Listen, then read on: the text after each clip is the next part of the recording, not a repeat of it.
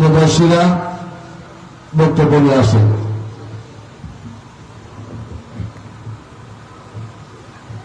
সম্মানিত সভাপতি, রাজনৈতিক নেতৃবৃন্দ, অত্র গ্রামের অভিভাবকবৃন্দ, উপস্থিত সকল অতিথিবৃন্দ এবং আজকের অনুষ্ঠানের মধ্যমণি অনুষ্ঠানের প্রধান অতিথি আমাদের সবার প্রিয় মাননীয় সংসদ সদস্য মহোদয়, আপনাদের সকলকে আমার আন্তরিক সালাম ও শুভেচ্ছা জানাচ্ছি।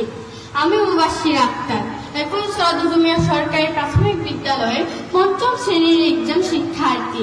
আজ আমাদের গ্রামের তথা বিদ্যালয়ের জন্য একটি অত্যন্ত আনন্দের ও গর্বের দিন, কারণ আপনার মতো একজন সম্মানিত ব্যক্তিত্ব আজ আমাদের মাঝে উপস্থিত হয়েছেন। আপনার আগমনে আমাদের গ্রামের জন্য নতুন প্রাণ ফিরে পেয়েছে। আমরা সত্যিই অনেক আনন্দিত ও অনুপ্রাণিত, কেননা আমার জানা মতে দেশ স্বাধীনের ৫৪ বছর অতীত হয়েছে, কিন্তু কোনো সংসদ সদস্য এমন আনুষ্ঠানিকভাবে আমাদের গ্রামে কোনোদিন আসেনি। আপনার আগমনে আজ আমরা স্বাধীনতার পূর্ণতা পেয়েছি। প্রিয় অতিথি, আমরা ছোট হলেও আমাদের স্বপ্ন অনেক বড়। আমরা ভালো মানুষ হতে চাই, দেশের সেবায় নিজেদের উৎসর্গ করতে চাই এবং বাংলাদেশের একজন আদর্শ নাগরিক হিসেবে গড়ে উঠতে চাই। আপনার মতো একজন দেশপ্রেমিক ও সফল মানুষের কাছ থেকে আমরা অনুপ্রেরণা পাই। আপনার উৎসাহ আমাদের সামনে এগিয়ে যাওয়ার শক্তি যোগাবে।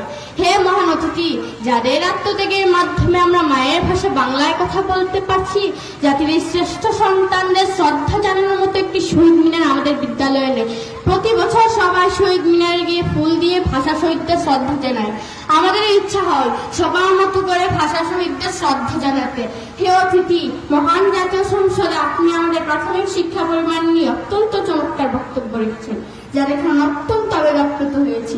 হে মহোদয়, আমাদের বিদ্যালয়ের মাটি বালু দিয়ে ভরাট করা, যা গ্রীষ্মের প্রচন্ড ঋতু উত্তপ্ত বালু বাতাসের মাধ্যমে শ্রেণীকক্ষে প্রবেশ করে আমাদের স্বাভাবিক পাঠদানে বিঘ্ন ঘটায়।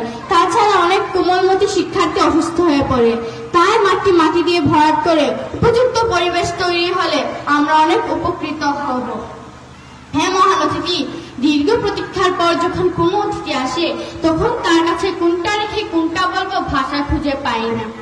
হে অতিথি, আমাদের বিদ্যালয়ের প্রয়োজনের অতিরিক্ত কোনো শ্রেণীকক্ষ নেই। বিদ্যালয়ের ভবনটি ঊর্ধ্বমুখী সম্প্রসারণ করে অতিরিক্ত শ্রেণীকক্ষ নির্মাণ হলে আমাদের পাঠদান কার্যক্রম আরো ভালো হবে।